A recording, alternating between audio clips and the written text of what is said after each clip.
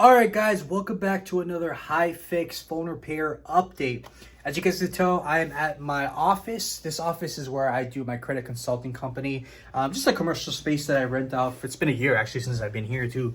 But yeah, I just wanted to kind of give an update. It's been about 2 months, so I haven't got a chance to do an update yet.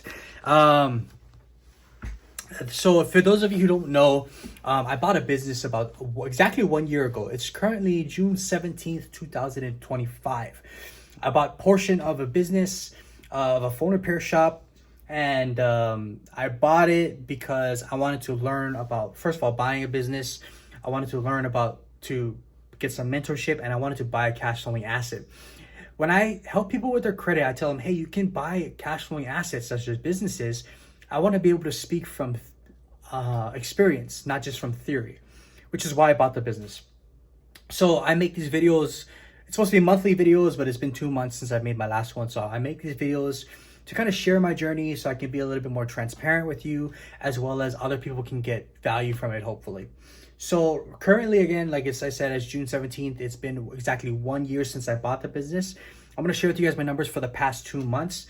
It is April. I got my payment of $1,822.56 with a gross profit margin of 36.15%.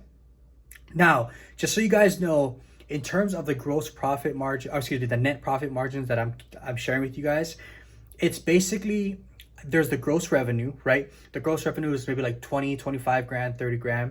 We have expenses, right? Our expenses would be rent, inventory, employee, payroll, stuff like that. And then we get the net profit, right? So taxes and stuff, then we get the net profit. I get a percentage of the net profit, and my percentage was about $1,800.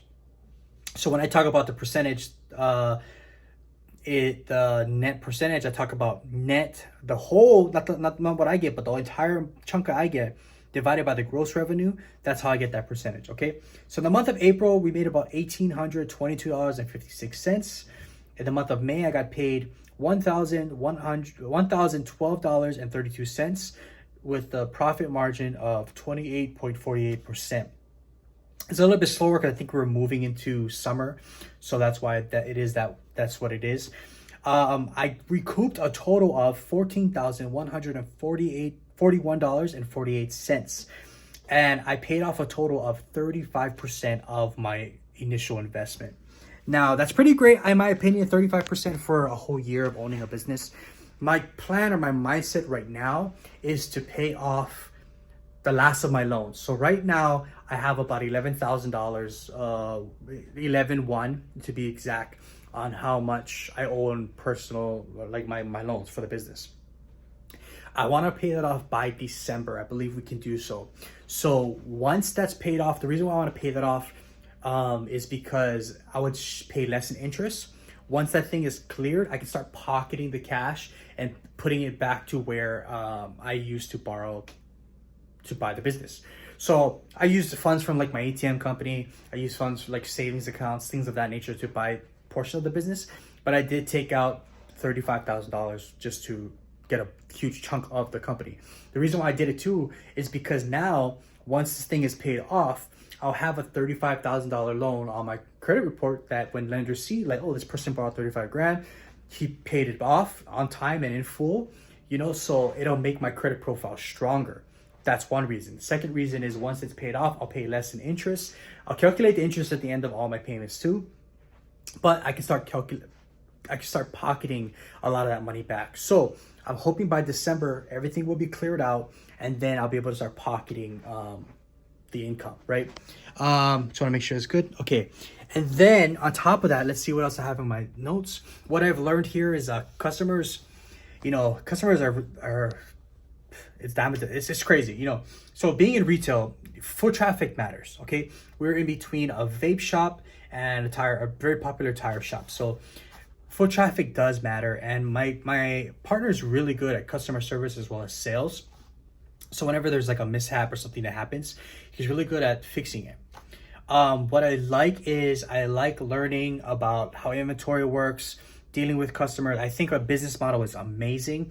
Our profit margins are pretty great, Most businesses run on like 15-20% to maybe 30% profit margins. We average about 32 to about 40% profit margins, so I'm pretty happy about that. There's a need in the market for what we do, as well as how things are being run.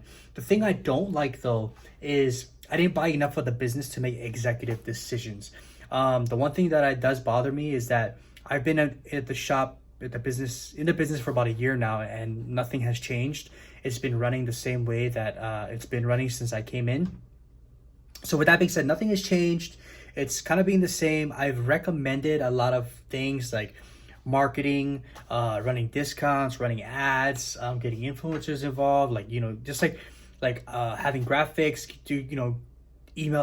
running email campaigns. Like, there's so much we can do, because here's the thing, I see the vision. We can open up multiple shops, we can package it up and sell it for a big exit, we can do so much, but I feel like inaction is what's holding us back. We talked about subscription models, right? We talked about adding subscriptions to our services. I don't know what happened to that. Like, it's a lot of inaction.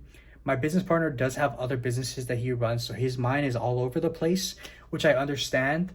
So I've kind of, to be fully transparent, until things have changed, I've kind of checked out.